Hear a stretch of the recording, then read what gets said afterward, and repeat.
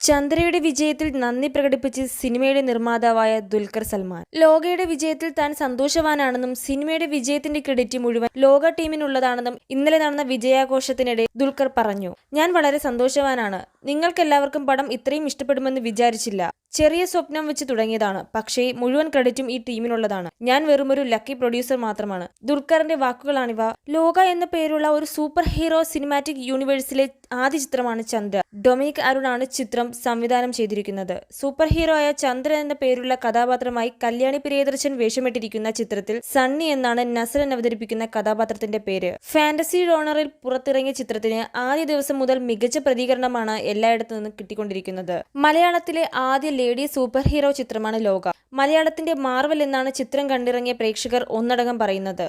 കല്യാണി പ്രിയദർശന്റെ മികച്ച പ്രകടനം തന്നെയാണ് ലോകയുടെ ആകർഷണം. മലയാളം ഇന്നുവരെ കണ്ടിട്ടില്ലാത്ത തരത്തിലുള്ള ചിത്രമാണ് ഇതെന്നും മികച്ച ഇന്റർവെൽ ബ്ലോക്കാണെന്നും അഭിപ്രായങ്ങൾ വരുന്നു.